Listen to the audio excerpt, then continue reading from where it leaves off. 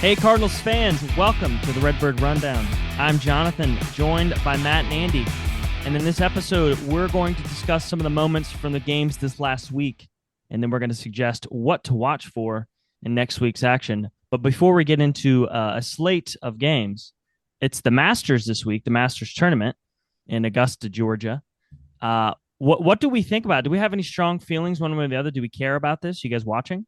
I know this is crazy, but when you said the Masters over the Zoom call, I just got the hint of a smell of azaleas. It just came out of my microphone. It was crazy. Man. The Amen corner. I heard the rush. Yeah. Wild.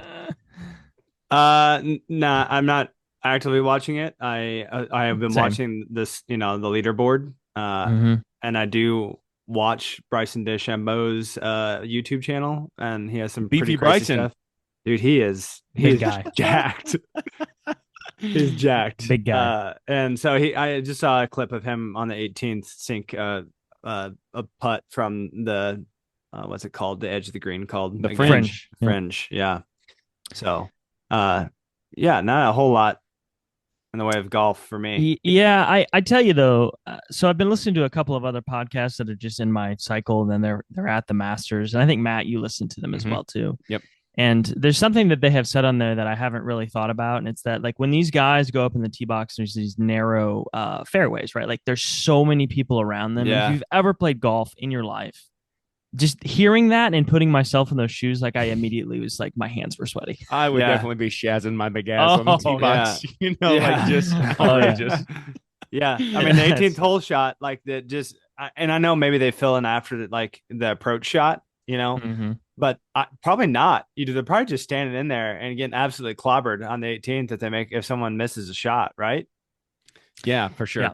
And have any of you guys gone to like a major golfing event? I have been to a PGA Tour event one time. It was a practice round. And so I kind of popped around. It was in St. Louis. I popped around to a few holes. The thing that was just like breathtaking though was those guys on the practice range. They were hitting their driver, and I was standing behind them, and I was just like, oh my, I will never hit the ball. It will never look like that. It was crazy. Did it look like what a pitching machine looks like, where it was just the same like every time? It just was a missile. I don't know if you guys or any of the listeners have seen the video of Mike Trout hitting the ball at Topgolf, and he just rips it into the outer atmosphere. Yeah. That is I was going to say it's still going. Yeah.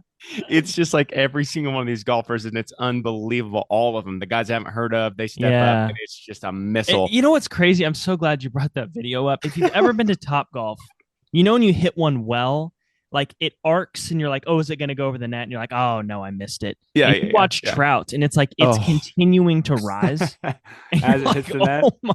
No, it's just over the net. There's no way it was a missile. My golf fandom has slipped precipitously now that one Eldrick Tiger Woods doesn't matter anymore, and I just don't care, honestly. Well, it's just silly, like watching Bryson stuff. He's like, all right, I'm 180 yards out, let's get my 8-iron out. And it's just like, what? I'm teeing up again. Exactly. Sure, let me get my 3-wood out. That's exactly right. Remember what was Dad's wooden club, Matt? That was 7-wood or the 9 or something like that. Yep, he had some of those. Yes, those are the first rounds of golf I ever played, was with a wooden driver, wooden fairway woods. It was like, it did not go the well. way it was supposed to be. That's right.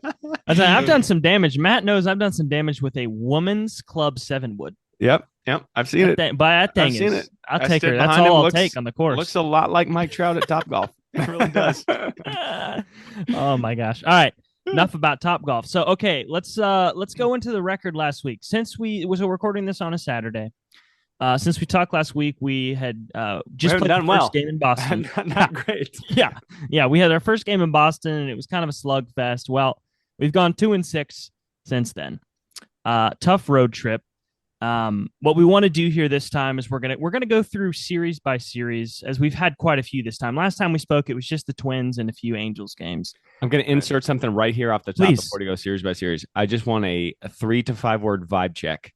We need to do this every episode. Just give me a vibe check on how you feel about the season right now. Jonathan, go ahead. A 3 to 5 word vibe check. That's not my first word. It's not my first word. I feel like I'm okay. I'm a little scared, but I also feel like it's a long season. The pitching scares me. That was more than 3 to 5 words. Sorry. I have to cut you off. You're right. Okay. That was 6.5. Yeah. where we are supposed to be. Okay. Oh, Okay. Followed the rules. I only need 2 words. My vibe check right now is wet fart. Yeah. Yeah. It just has not been a good last week for the guys. Like, it just has not. Yeah. Well, let's walk you through that wet fart here today, starting in Boston. We go 0-3. Okay, Boy, game 1. These were tough. Yeah. Game 1, Fetty struggles in the first inning. He gives up 5 runs. Our offense chips back really impressively. Yep. We turn it to the bullpen. They let us down. They give up 13 more runs. The bleeding never stops. In total, yeah. In total, and we end up scoring a few in the 9th. We lose 13-9. Okay, there's your first game. Well, and this was the game, right, that we loaded the bases in the 9th, correct? Like this game, right? If I'm recalling correctly, and there was like a shot, and I think there was a text thread going on that just gave him his red jacket now. Yeah, Ivan. Yeah. We thought he was going to do something. It was against Aroldis Chapman. He was looking fastball. Aroldis, which, by the way, isn't Aroldis Chapman like 36 or something like that? Like he keeps on doing it. Yeah, I don't understand. Like, the wonders of steroids, boys. It's incredible. Yeah, that's exactly right. Okay, so game 2, we'll move to game 2. Another big L here. Pallante pitched pretty well. This was his first start on the road this year. Just wasn't effective. He was kind of all over the place. He had a lot of ground balls, but still wasn't super effective. This is when we clawed back and we had a Helsley blown loss, wasn't or blown save, right. Rather? Yep, we got it to 7 pitches. Yep. Yeah. Leahy looked good when he came in. We got to Helsley. I'm like, okay, we're gonna maybe split. We may come out of this series with 1 win, and then Helsley. He's good for one of these. Uncharacteristically, did this. Yeah, it gave me flashbacks to the playoffs those couple years ago, Matt, against the Phillies when he just disintegrated in real time. Yeah, he had that finger thing going on too. I just don't. Yeah.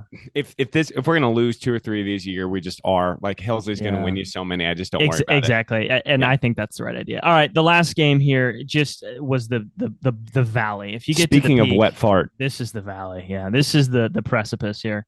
Mikolas implodes, gives up 8 runs in 2 innings. The bullpen was terrible.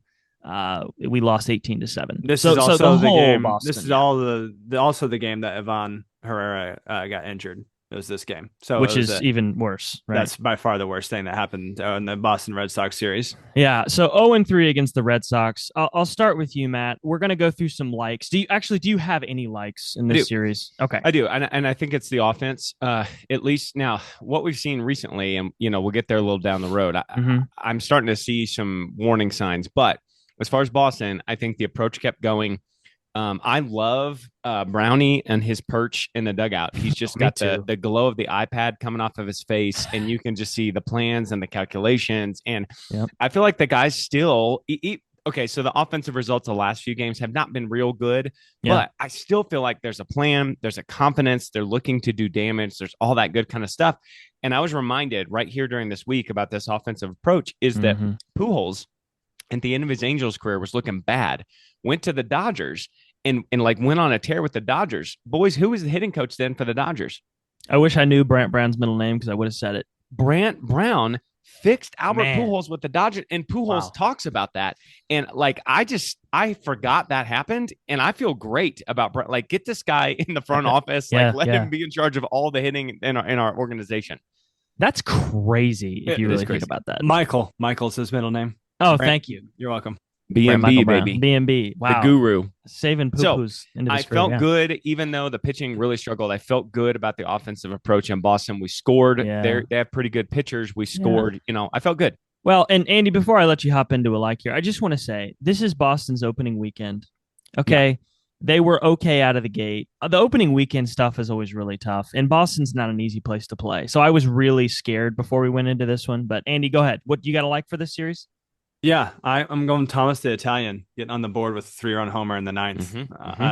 I like that. I'd like to see our kids, our guys coming up, people that we've focused on the pod, and you like to see that. I like to see that. It wasn't great for the pitching.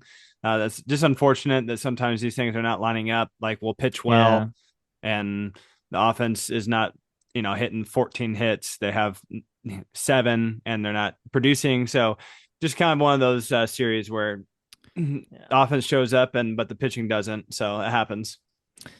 Yeah, my like, I mean, kind of off the beaten path here because it is the pitching. It's just Pallante. He's the only person on the pitching staff where he comes in and he's not efficient. I think he was 4.1 innings. That's not great, right? But he still looked pretty much like himself. He wasn't uncharacteristic, he didn't get destroyed like Fetty did in that first inning, or like Mikolas, just where everything fell apart, right? So he continuing to do his thing, and then we'll talk about him again later. Was a really bright spot for me, especially like I said, Boston's not an easy place to play. The weather sucked; it just wasn't good all the way around. So I was happy to see that he was pitching. At least he did his thing up in Boston. Yes. I have two more. Let me give you guys a short one. That'll give you a long one. Okay. Our boy Joel Pozo, and let's just get this going now. We're Pozo's bozos. We're in on him. He really just seems like he goes up there, and when he touches the ball, it really flies off his bat. I realize he's bounced around the league a little bit, and offense has been part of his issue. But man, so far, hit a home run in the Boston series. He also has like a little bit of the Soto shuffle when he takes a ball. He kind of gets that butt down there and wiggles it around a little bit. And I'm like, Joel, give me some sauce on Joel. I really enjoyed him so far. I think it's great. I do too. The guy just hits. Like if you look at any of his past stats throughout his entire career, I don't know why he's not on a team. His defensive metrics are not horrible. Honestly, they're not. I don't know why. If the guy's going to hit, I mean, how many catchers in the league hit? How many guys do you see that they start on major league teams because they're good defenders? If he can do it, right, and he can hit, I love him. He's awesome to watch. Yeah, I think it was really good. I think the bigger thing, now granted, Wynn is injured now, but I think the bigger thing is that Wynn was starting to get off the schneid. Series, yeah. Yes. Yeah, started really good bad. One. And in his last 30 at-bats, he's got 10 hits, 4 extra base hits. And I read an article where he was not pointing his pelvic bone down. I don't think about Wynn's pelvic bone for too long, right? But that's the kind of stuff that that deep dive kind of stuff. I have struggled to understand what a hitting coach does. Yeah. But if this is Brant Brown going to the video and helping to identify with Wynn, so he was pulling off of things, he wasn't able to get to outside pitches. So got to get that pelvic bone, pointed down in the correct orientation. And I think that adjustment has been made, and he looks like Mason Wynn hitting again. I mean, I don't know. Yeah, I don't know about you, Andy. I always like to keep that pelvic bone down. Depends on what you're doing. Yeah, I'm 100% with you there. And I'll tell you for the listeners too, you could see Mason coming out of this. Yeah. At the end of the last series before we went to Boston, when you see a hitter who's striking out and looking so lost, when you see him fly out, line out, contact, you see starting the to hit the ball hard. Yeah. It's okay, he's seeing this better, and it's just a matter of time before the hits start to drop, which is something you can't really say about Willie right now. So he's still struggling really hard, but we'll get to him. Okay. Yes. Andy, any more likes for you? After that Helsley blown loss, or blown save rather, I just kind of focused on Skeens.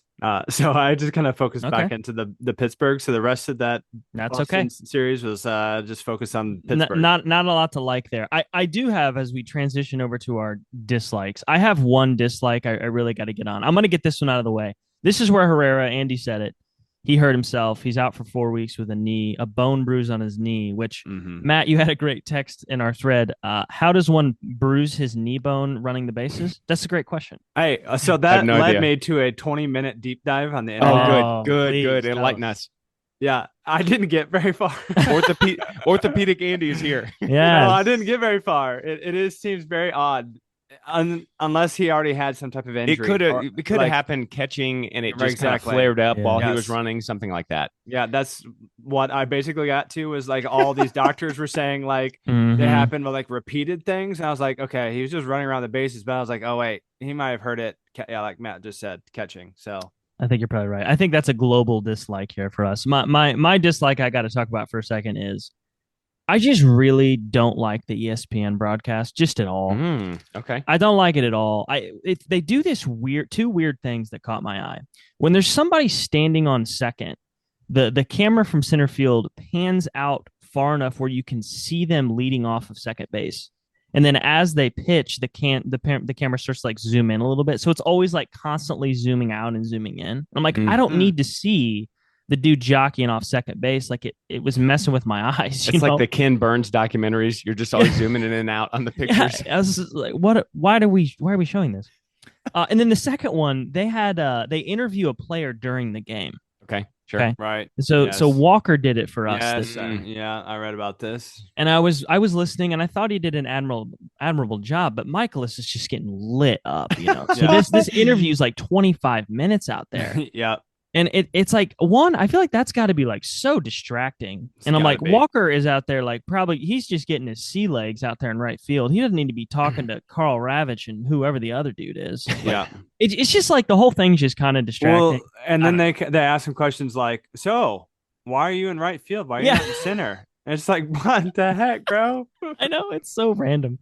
I know. So I'm not a huge fan of the ESPN broadcast, but Andy, do you have any other dislikes you want to throw out other than please let's get to Pittsburgh? This was terrible. I mean, I think for me, the loss of Ivan the Great and Terrible. Oh yeah, is just being magnified by the fact that Willie needs to something. It'll click, I'm sure, and it's just so rough to think that. Look, Nolan Arenado has 4 strikeouts in the season, and Willie has 22. You tell me that is something that you would have thought this, 14 games into the season. That's a great point. I got nothing else to add. You're right. It's hard to watch right now with Willie. It is.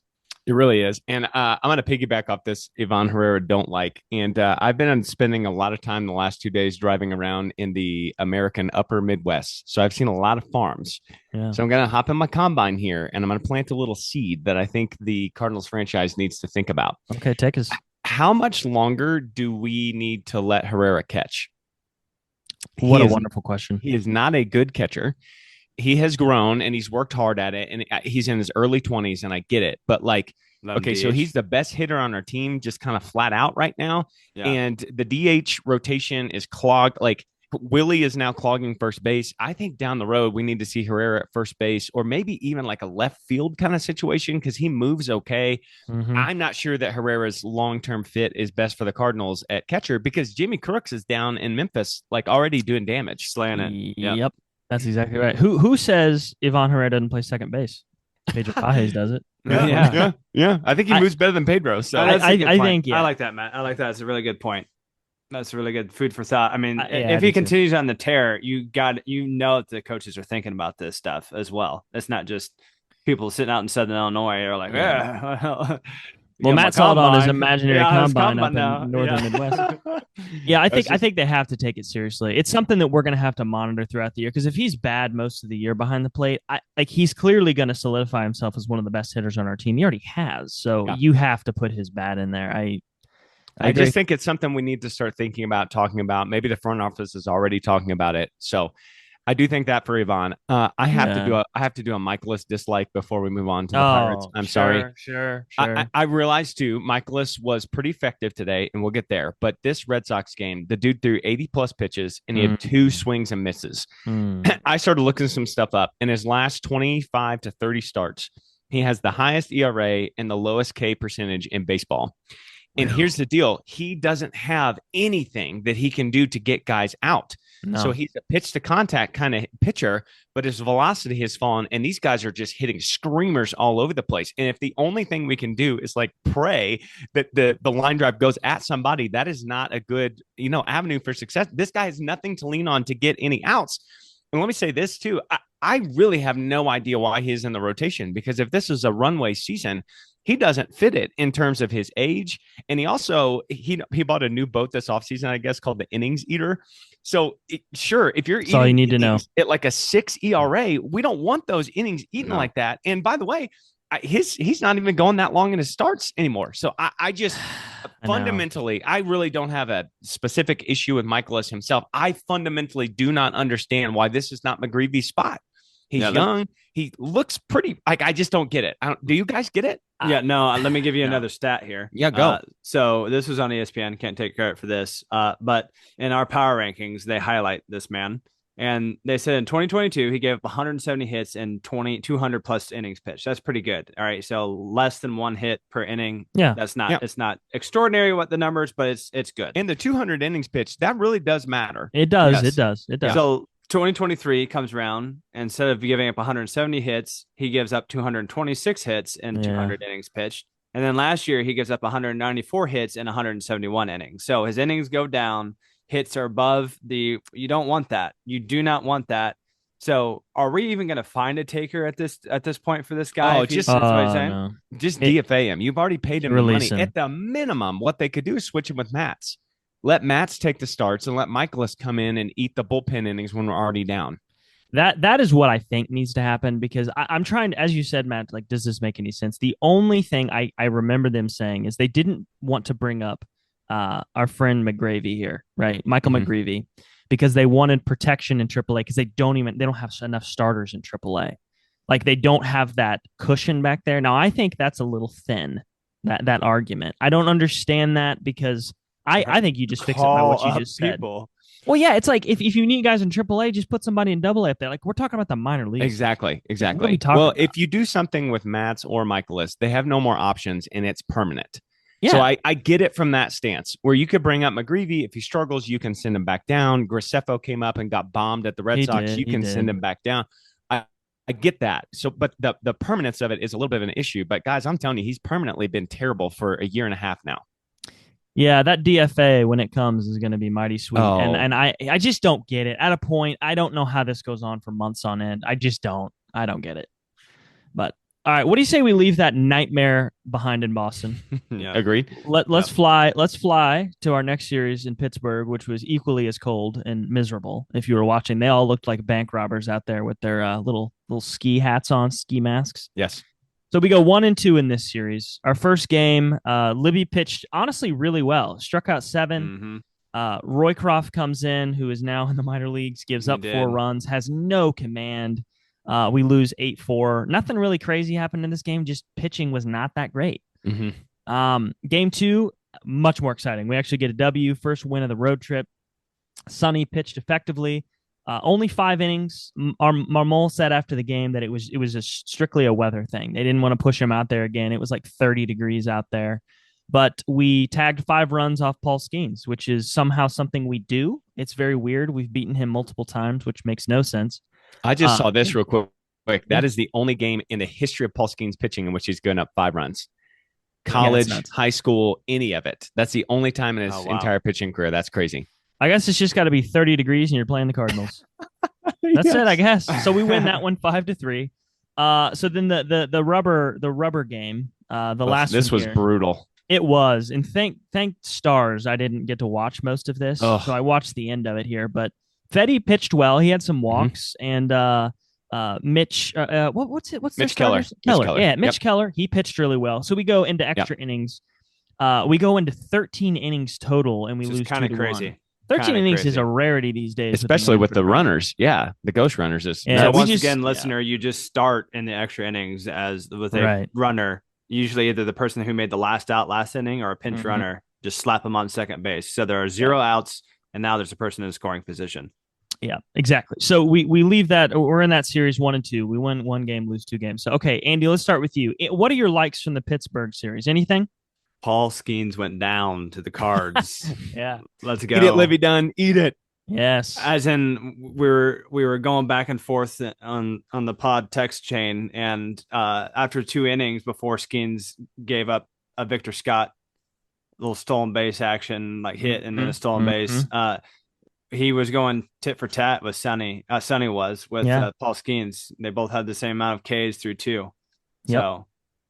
Yeah, that was that was the highlight, boys. That was there's the big like. That Victor Scott triple off of Skeens scored a run. I was just like, Vic, take me away, baby. I'm so ready for him to be my favorite Cardinal. He's like on the edge of it right now anyway.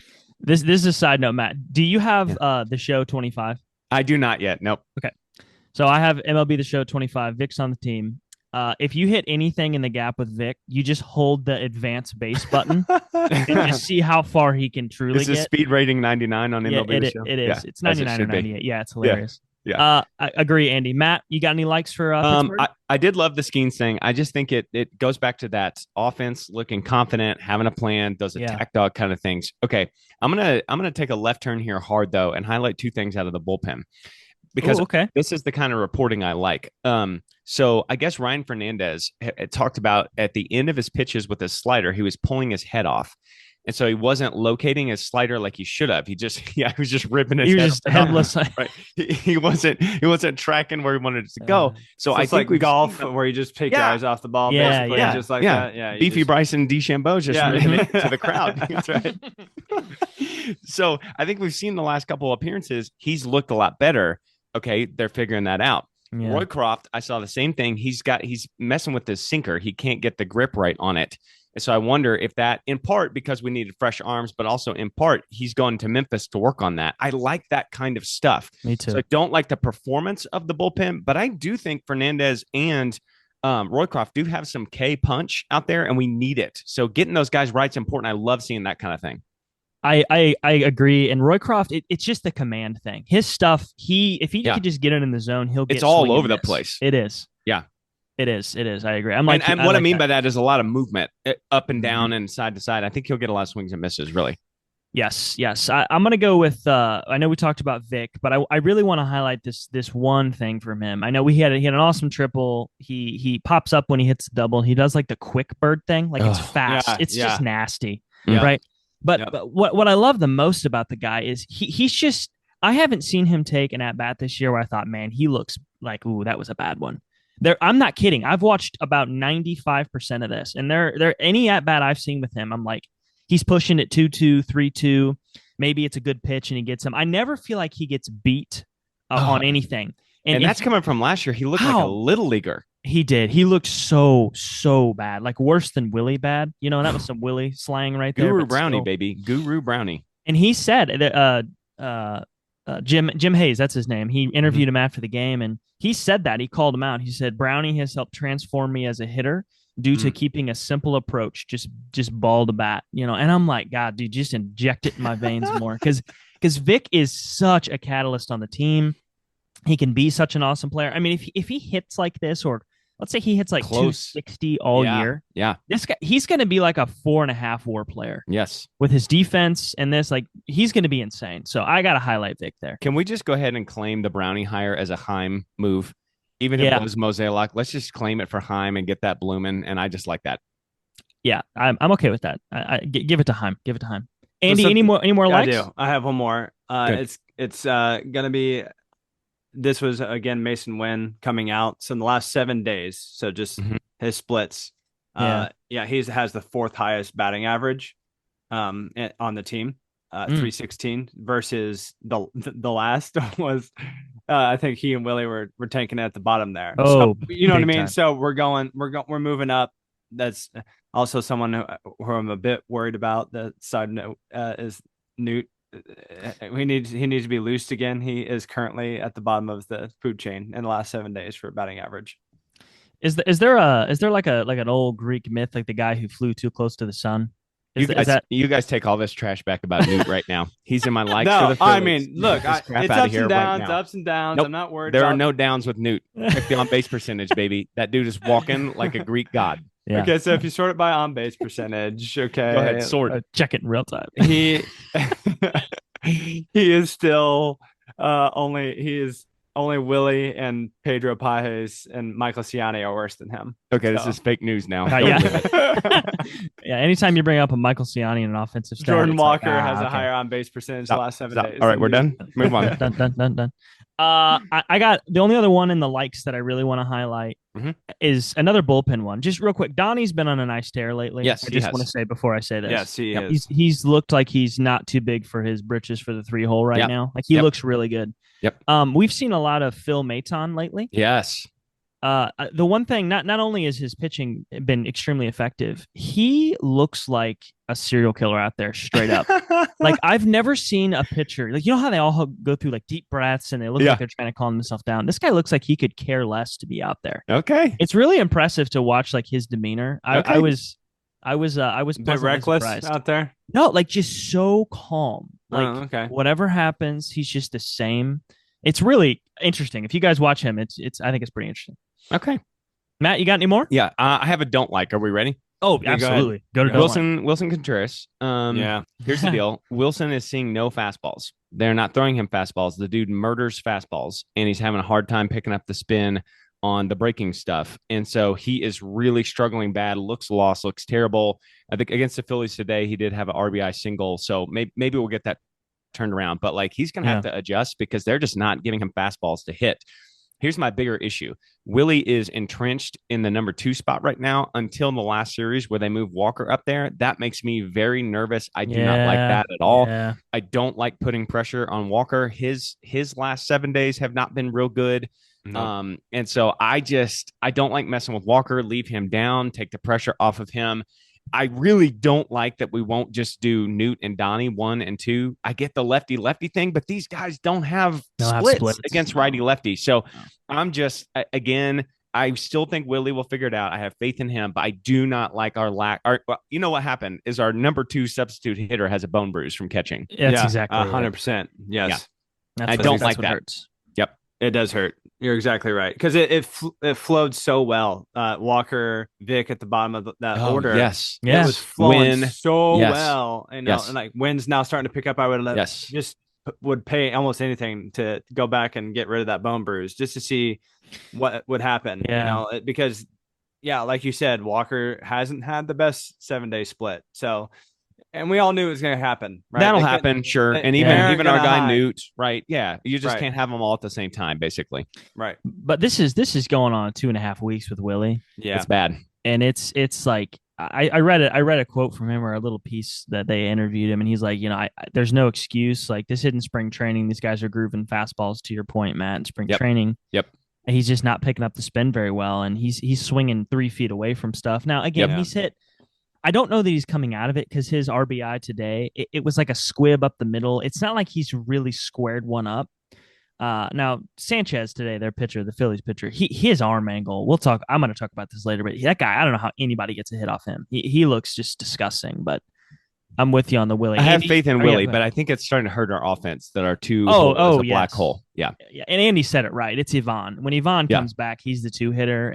But I'm with you, though. If you're in this spot, like, why don't you move Arenado up to 3, Donnie up to 2, Newt up to 1, just for now? Just for now. Just do it for a few games. Yeah, if you get burned, okay, well, it's a few games. But agree. Yeah. Andy, any don't likes from Pittsburgh? Every game except for the Skeens game. Yeah. Yep. It's the weather. I think these were scheduled losses. You know how in the NBA sometimes that they'll play like 4 games in 5 nights, and at the end they're just cooked. I think the Cardinals were cooked on this road trip. Every game was in the 40s. It was miserable. We had extra innings. We had double headers. We had, and I heard Katie Wu talking about this. The guys were just like, I could not wait to get out of Pittsburgh and get out of there. I think both teams were playing like that in that 13-inning game. Nobody could score. There was nothing going on. So I take these Pirates losses as like schedule losses, kind of. Yeah, me too. I was thinking about talking about Sonny's velo again, but I was like, man, this guy's out here pitching. It's like 29. Yeah. I just don't even He care. got results. He's getting Ks. Like, it's not great, but let's keep it going, I think. He is. I actually do have one more. I forgot. Sure. I had a note here. Is our defense it was really, really good, right? To the Angels and the Red Sox. Yeah. It looks like we're a 500 team sometimes, So for this series, I wanted to say that our defense looked like something. I'm like, let's clean it up a little bit, boys. What was there? Was like a play that made you think that, or is it just there's a few more errors? What was it specifically? Just the error rate. Shot like comparatively shot through the roof compared to the first couple of series that the Cardinals played. Yeah, I can see that. Well, let's go back to warmer weather then, shall we? So we come back home. That's our road trip. Road trip was brutal, right? That was tough. Weather was terrible, as we've alluded to. We come back. No rest for the weary. Phillies, right? Phillies come in, they're hot. We talked about this at the very beginning. We were doing our over-unders and talking about the NL East and how scary that is. Well, the Phillies they're scary, right? Their lineup's terrifying. Their pitching is excellent. So we are 2 games through that series so far. The last game is tomorrow. First game could not have gone better for Andre Pallante. Yeah, very good. Throws 7 scoreless innings, has 11 ground ball outs. I thought our offense had excellent at-bats against Aaron Nola, who is extremely good, and a pitcher the Cardinals tried to sign. We were in on him in his free agent year. I think it was in 23, or maybe it was this last year. We win 2-0 in the first game for Pallante. Today was game 2. Mikolas gives up 3. I don't want to defend him too hard here, but the strike zone. It was better terrible. Today. It was better, but the strike zone was terrible today. Yeah. The sequence of events that he gave up this 2-run double was garbage. It was strike 3. We would have been out of that inning. Next at bat, guy hits a pretty strong fly ball out there, and Vic it bounces off his glove. It would have been an insane play for him to make it. So those 2 runs really was kind of garbage. Not that our offense bailed us out really this time, but we hit into 5 double plays today. That's it. The offense hit into 5 double plays. Sanchez pitched well. I mean, credit to him. And we lose 4-1. So I know this series is happening right now, but any early likes so far from you, Matt, from the Phillies series? Sure. I just want to highlight Pallante's efficiency. I think that's the last level that he needs to go. He's been pretty effective now for the back half of 2024 and now coming out of the gates in 2025. I think I just would like to see him start going at least 6 innings in his starts. Yeah. And last night was when we were recording this on Friday night. That was as good as you're going to get from him. Going 7 innings, that's excellent. That's going to save our bullpen so much when we have to do these Mikolas games. Yes. Andy, any likes from Phillies? It's like in the middle right here is where I'm going to give you. Okay, I'm going to give you a middle ground thing. Okay, it's probably going to have a little bit more on the dislike. Of the 8 games that the Cardinals have lost, currently they are 6-8 as we record this. Of those 8 games, can you guys take a stab at how many times we have out-hit the winning team? Like we have lost how many games but out-hit the other team? I'm going to say 6. I was going to say at least 5. It is 5. And of the 8 losses, 7 of them, we only like those other 2. So we out-hit them 5 times. The other 2 were only out-hit by 1. So we're being more like we have to be more efficient, I guess is the way that I wanted to say this. So I can't say that's a like or dislike. It just is like it's a like in the fact that our offense is producing. It's a dislike in the fact that we're not as efficient or something is happening to where we are not getting runs across. Well, this is the one thing I noticed with the offense, and this is the only warning sign I see. The damage is kind of gone a little bit. We've short-circuited in terms of hitting home runs, hitting doubles. Now, we've highlighted a few extra base hits, obviously, but not to the extent. And so when you're not doing that damage and you're looking for these like seeing eye singles to get through, sometimes you're going to get BABIP. Sometimes you're going to, ground into 5 double plays and it's going to kill we had guys on base all day today and we killed ourselves by hitting into all those double plays. Yeah. We need some damage. I was thinking that too. And then I took a step back for a minute and I thought, okay, last 4 games we have played against Paul Skeens. Yeah. Yeah. Mitch Keller, Sanchez, or Aaron Nola, and now Sanchez. And tomorrow's Zach Wheeler. Sometimes that happens. I'm not disagreeing with you. I'm not. But I also think like the first starts of the year, Minnesota, I don't know if they're going to be great. The Angels, I don't know if they're going to be great. We've kind of run into a few. Now Pittsburgh, you can say they're not great. Their pitching's nuts. Their starting pitching is really good. So I agree with you. Watching Baker ground into 2 double plays today that were just backbreaking for the momentum is like, man, come on. Like we can't just do something else. But some of this, we've run into a pitching buzzsaw here, scheduling, and it's been pretty tough on us. But I do agree. It feels like at the beginning of the year, Newt came up and was just double home run. It just felt like we were just stacking it. So I'm with you on that. Yes. Yeah. Let me give you another like. Yes. I know Andy highlighted our defense as being not so good. I agree with. I see what he's saying completely. However, I am going to say Jordan Walker's defense is better by leaps and bounds to my eye. He's making confident plays. He's making diving catches. They still sometimes look a little clunky, but I think that's just because he is like Goliath out there. Like he's just a huge man. And I don't know how smooth that's ever going to look. It's never going to look as good as Vic, right? No, but it can't. Credit to John Jay, one of the founding fathers, for just getting in there and coaching up Walker. Like he really is much better on defense. And this is going to turn into a don't like real quick. What were we doing with our player development the last few years? We had all young guys. I just don't know. All we have done in this podcast so far in this season is highlight development, and this looks better, and this plan is better. What were we doing? I don't know. I don't know. We're just sitting on our laurels or whatever. We're just sitting down. Frustrating. We just wasted 2 years of Gorman and wasted 2 years of Newt and it is so frustrating to watch that. Is Dylan Carlson something? No, because the Rays couldn't fix him and the O's can't fix him. I guess so. that. Well, but we may have permanently damaged him. Yeah, like, true. That's like you can't fix a toaster that's already like been in the pool. Yeah, like it's gone. That's true. He had the Cardinals stank on him. You're right. Yeah, that's right. It makes me feel better though that like everybody's put the microscope on what you just said, because it's like we have a number 7 pick in JJ Weatherholt, and this upcoming year is we get a number 5 pick in the draft, and it's like. Now it's going to be fixed. Well, we hope, right? It's going to be better. So it's like if we can rebound here and get 2 high draft picks that are something. But I agree with you so much. And my here is Thomas the Italian. Okay, Thomas Saggese. I didn't talk about him much in the other 2 series, but he has been plugged in here and has played really well for us. Yeah, he has been hitting the ball effectively. He's playing short, which is not a position he plays. Comes in and it is a part of the 11 ground ball outs from Pallante. No errors, looks solid over there, right? And that trade from Jordan Montgomery for Saggese looks awesome for us. Now, they got a World Series out of it, so I'm sure they don't care. But Saggese looks like a legitimate player. Is he going to be as good as this forever? No, but he is a major league player, and you never know what you're going to get with a trade for a minor league guy. Is he ever going to make it to the league? Is he ever going to really be a player? I think Saggese is a legitimate player. Plus, I mean, Thomas the Italian, it just feels so much Andy, better, this is your guy. Give us the red sauce on Thomas the Italian. Yeah.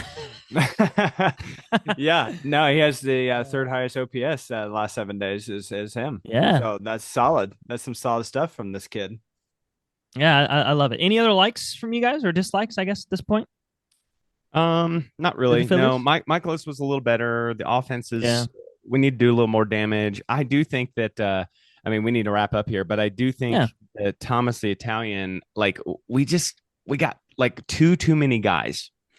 And I know that we always have though, haven't we? Because there's injuries and there's all this kind of stuff. And I think Nolan Arenado has had a fine start to the season, and I like to watch him play baseball. I still wish we would have traded him. Me too. Because it just, again, this runway season, and we're robbing Saggese of some development at St. Louis here, and I don't know what he's going to turn into. So. Yeah, I'm with you.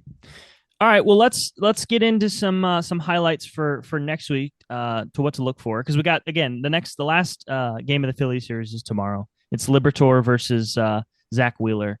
Zach Wheeler's a tough out, so I expect Liberatore to be strong. I thought Skeens and Nola would beat us though. Maybe the attack dogs will get it done. Maybe we just need to face pitchers who are awesome all the time. Elite, yeah. I guess that's just it. I have 2 things to highlight for the coming week. I'll get through them real quick here and kick it over to you guys if you have any. So the Astros and the Mets are our next 2 real big series coming up. The Astros is a home series. The Mets is away. Those are not going to be easy games.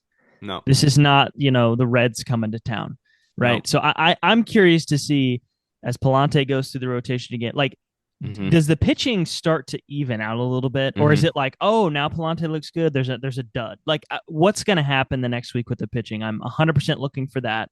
And this is a kind of a dovetail off of the pitching, is we called up Roddery Munoz. And he pitched today, looked really good. You're going to see him more. I expect them to kind of put him in like medium leverage situations, but with Fernandez, like you said earlier, Matt, being kind of in the lab fixing his shapes of his pitches, they may rely on Munoz a little bit here too. So I'm interested to watch him as he comes in to see what does he look like. Munoz got some lightning in his arm. He looked really good today, so I agree. Yeah, Andy, what are we watching for? I got 2 things to highlight for this next coming week. I've got Wednesday's game against Houston as tickets as low as $3. So guys, get out there and I like that highlight. That's great. It's unfortunately it's a 12:15 Wednesday day game. And second, this is gonna be the sad part. I am ready to watch Juan Soto eat Mikolas for dinner. It's gonna happen. I'm gonna watch that. I'm gonna watch Mikolas get eaten alive by Juan Soto. I'm dying. Juan Soto does the shuffle when he's like waiting for a pitch. Like, he is gonna just eat him. There'll be no shuffling. It's just gonna be gone first pitch. Wow, that was incredible. I'm kind of scared. We are supposed to institute this 6-man rotation, And I'm a little bit terrified because none of our starters go 6-7 in. I don't know how we're going to cover the innings. They're going to put Matz in the rotation. I think that's going to go really bad. I don't like that idea. I wish they would not do it, and I'm scared of it. And that's what I'm going to be watching for, because it's supposed to hatch this week, because we do have a long run of games in a row with no off days. So that's what I'm watching for, and I'm scared of it. Yep, pitching, right? Yeah. All right, well, we'll see. As we update you next week, we'll see how it goes here. But that's it for this episode. Thanks for tuning in to the Redbird Rundown, your go-to source for St. Louis Cardinals news. Please subscribe, rate, review the show to help us grow. Follow us on Twitter, Blue Sky, and Facebook for the latest news. And keep your rally caps on, and let's go Cards.